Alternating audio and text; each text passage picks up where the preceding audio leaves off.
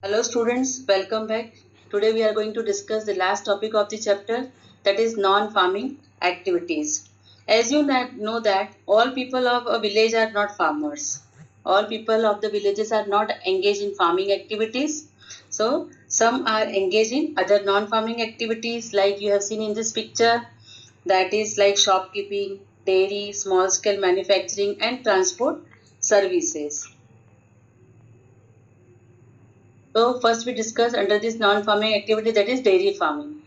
Dairy is common activity of people of non-farming category. The milk and other dairy products can be sold at neighboring cities and towns at good profit. So people, those who are engaged in non-farming activities, like those who are engaged in dairy farming activities, they want to earn profit. So they are selling their product, that is milk and all the dairy products like butter, cheese, all these they are selling out in their neighboring villages and to earn profits. This is main occupation for people in rainy season, because in rainy season so many farmers are not engaged in the farm activities, so they are doing these other services like dairy farming and all other. Next is small scale manufacturers. At present, less than 50 families are engaged in manufacturing in Palampur. Manufacturing involves very simple production methods, and these are done with the help of family members. So small scale industries, they used to start, those who are not engaged in the farming activity, they used to start their small scale manufacturing industries from their home, and all the family members are engaged in this production process. Shopkeepers. Next in this category of non-farming activities, shopkeepers. People involved in trade are not many in Palampur. So many people are not engaged in the trading process. Very few are there. The traders of Palampur are shopkeepers. We can see small general stores which sell a whole range of rice, wheat, sugar, tea, oil, biscuits, notebooks, soap, toothpaste, batteries, pens, pencils, and even some cloth material. So daily requirement things they used to sell out in their small shops to fulfill the requirement of the village people. As earlier we discussed about the means of transport fast developing sector in the Palampur. So as you know that Palampur is fully well connected by road to a bigger village called Raiganj. Already earlier we discussed about this. Raiganj is a bigger village nearby the Palampur, and from Raiganj the same road connects Raiganj to Shahpur. So there are, to connect these all these towns to Palampur, there are variety of vehicles in Palampur. Like there are rickshaws, tongas, jeeps, tractors, trucks, traditional bullock carts, etc.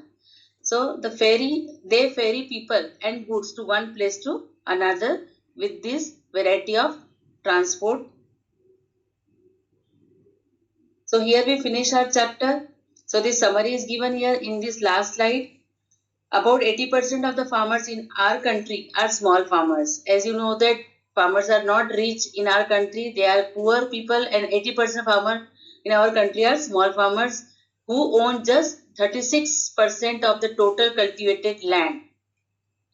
Among the 100% cultivated land, total 36% owned by the 80% small farmers. The medium and large farmers, that comprises 20% of the total farmers, they own 64% of the cultivated land.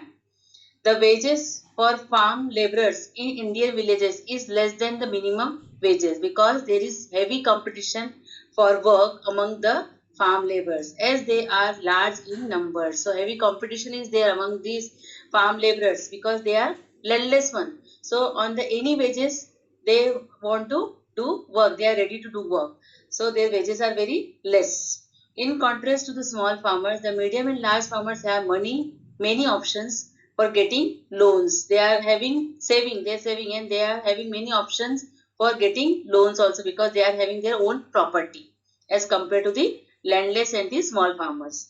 Dairy farming, opening small shops, establishing small scale manufacturing, and providing transport facilities for farming and manufacturing goods are some of the non-farm activities in villages. As we discussed in this video only, all these non-farm activities, different types of activities. The farmer, those who are free at the time of rainy season and those who are not engaged in the farm activities, which type of activities they are doing. Already we discussed this.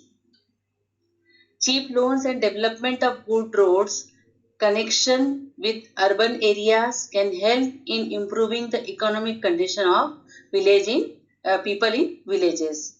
So likewise, we finish our chapter here. Summary also finished. So hope you enjoy this chapter and you understood this well. Okay, bye.